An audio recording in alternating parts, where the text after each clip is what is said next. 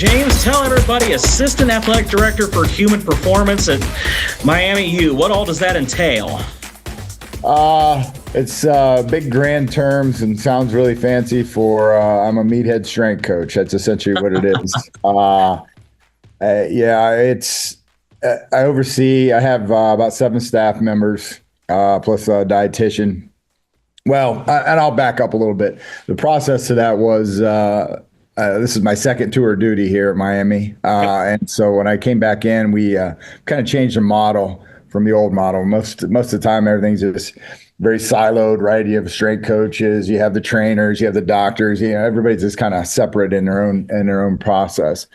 And between myself and the doc and the associate AD at the point, we were talking about trying to merge this just from a mid-major standpoint. You can't have strength coaches constantly being fired or people being yanked out just because a new coach comes in, right? Because they don't last very long here. New coach comes in for about 3 years and then they're out and everything was getting turned over. So we built this kind of model of human performance and wellness.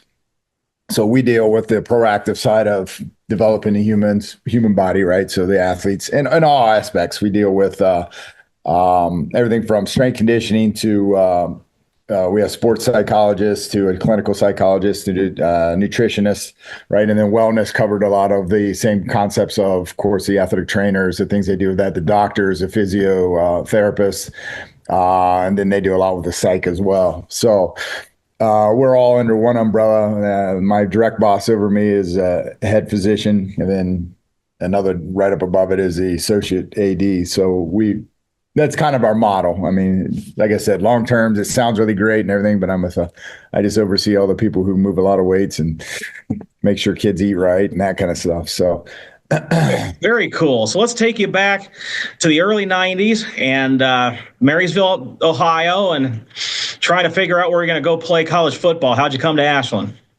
This has been kind of a funny full circle. I was coming out and I was being recruited pretty heavily in the MAC, right? So the mid-major area that I was looking at. And Miami was one of them. And to end up back here is kind of funny to just work here, right? So process to it. So I was doing a lot of that stuff, but I wrestled in high school. And so I used to cut a lot of weight and, I'd be down in the 189s where I wrestled. And it came down, it was Miami and Bowling Green is where I originally thought I was going to end up in one of those two places right at the time. And both spots was the last scholarship, and they gave it to a guy one kid who I actually met here when I came back. He was an assistant here. But he weighed about 220 pounds and I weighed 189 pounds. Right. And at the time they were looking at me for a fullback. So I just, it was one of those deals. And I remember I got a call from Coach Keller and asking if I'd come up for a visit. And it was just like spur of the moment, last second kind of thing. And so my mom and I drove up to Ashland. I had no idea where Ashland was. I hadn't heard of them, and the only Division II at the time in the state, right? Yep. So, we got there and moving around, and I really was sold on Coach Keller. His presence, the way he carried himself, he was there's no funny frill stuff on the side when you have with him, but he told you directly and what his plans were. And they were looking at me at linebacker and which I was at the time, like I said, I always thought I was going to be a running back and, coming in. So it was one of those deals the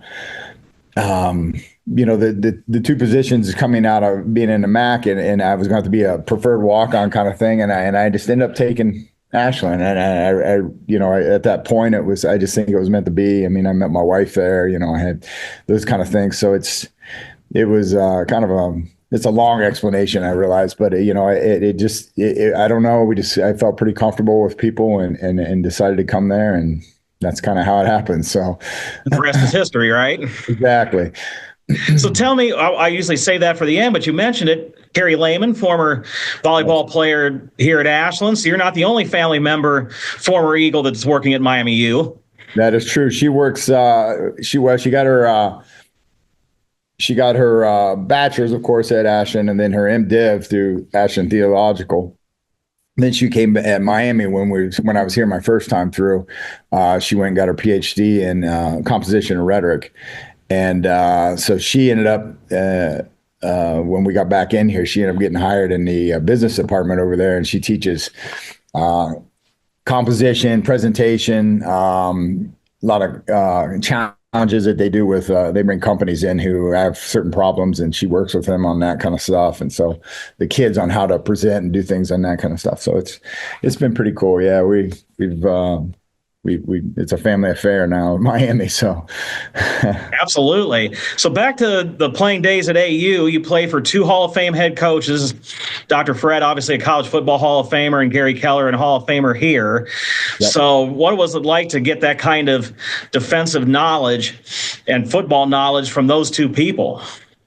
It wasn't until after, when I came back as a GA, and doing that I really got to know Dr. Martinelli as well, coach. I mean, he was there. He was Mr. Business about things, and how things were ran. And, again, I think across the board and how the staffs were, you knew who you were, you knew where you were supposed to be and what you're supposed to do. There was never any gray area, which I really appreciated. It's very black and white. And so, just to be around him and to see how he coached. I mean, we won some games that we probably shouldn't have won in those first years, and as I'm learning, just because of how he carried his presence and the things he would say and come into it. And I just think Coach Keller was the great extension of him, his arm at that time, right? As a defensive coordinator, there was a certain presence about him that, an energy that was just really fun to be around. So, we were back in the days and we were number one defenses in the nation. We were doing some really cool stuff. And I mean, it was just, how we never won a championship in those early years with that was amazing to me. We'd always come up to short. Now, don't get me wrong, Grand Valleys and Ferris States and the Saginaw, they're good programs, and there's Grand Valley has had multiple coaches. Matter of fact, I have one here, and the head coach and Martin. Yeah. Martin and Chuck Martin, and when he's done, won national championships with him. So it's a phenomenal conference. I always just love that, everything about that. But I don't know. I think it springboarded in a lot of things that I wanted to do, and who I was personality wise that has led me into my career. So, I still use some of the stories of, some of the guys around that when I came in and, the people that they had brought in to be on those teams. So, it's a good teaching point for other athletes, right, as it comes to it. And you can tell your athletes who are at a D1 mid-major how you had to dress at Sarver and drive up to Community Stadium for games. Well, it's not the same as it is now with Jack Miller Stadium, Martinelli Field, is it? No, it is not. Some of the things that, it just kind of the whole presence and what we did and how we did things. I mean, you moved around from not only our practice field, being over there and doing that, and then they did a good job of moving our equipment over, but you'd have to pack everything, make sure it was all set and get it over there. It was you were traveling every week for a game, right? So it was pretty interesting to see what we have now at Ashland. I mean, it's wonderful to see. I don't get to get back there too often, but I popped back in this summer because I got family still living there. My wife's mother still lives in town, and so we popped in and was helping them move some, and I got to see see the facility and walk around a little bit. It was pretty good. And John Sockerman, who's yes. I love John. I mean, he was a pivotal role at my position as a coach, and he's been there so long. Great human being, and I got to see him as they were coming off the field because they were doing some of their two-a-day stuff. So it was, I guess I can't call it two-a-days anymore, but the process of they were doing some summer stuff. So it was neat. Good to see that stuff. You're fit at Miami U because you mentioned it. You're in two different stints here. You left for a couple of years, the Institute of Athletic Development, but what led you to come back? I got a call. So my wife and I, after the first stint come through, I was in a private sector, and I was working in that facility, and we were over close to the East Coast in Pennsylvania at York. And she was working for York College, and I'd been over there, and we, for about 5 years, and was kind of building this branch of athletic development within this company. And I got a phone call, some former people that I'd worked with here, and one of them was an assistant basketball for women's.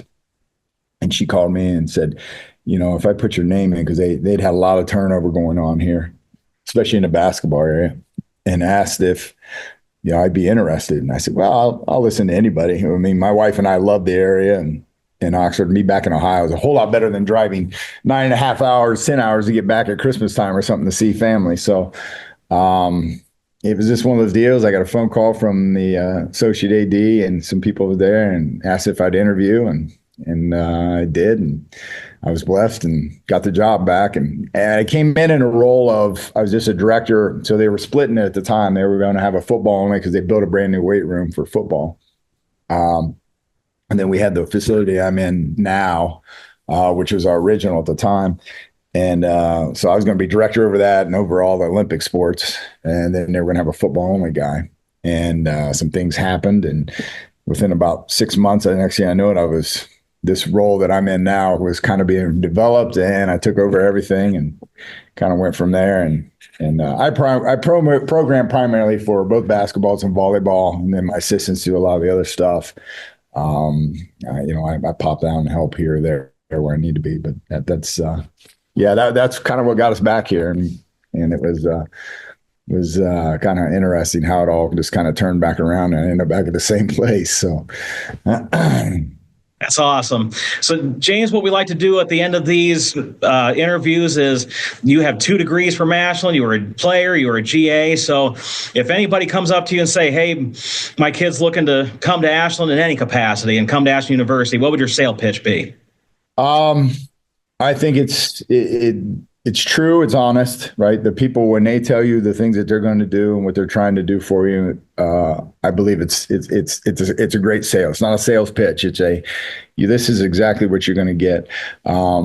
It's most all you definitely, if you're going into athletics, it's phenomenal athletics for the size school that is and what they do. I mean, we compete at a very high level and accomplish a lot of great things, and on a pretty small budget too, right? It's just pretty impressive that those kind of things that happen. And the institute sells itself, and the people, the athletic department, all that is built in a way that the outside people coming in are plugged in, right? They're plugged into the system, and the system keeps moving forward and doing its job. Where you see a lot of places where the coach ends up doing something, and then when they leave, the whole thing falls apart again, right? And you start over. Not there.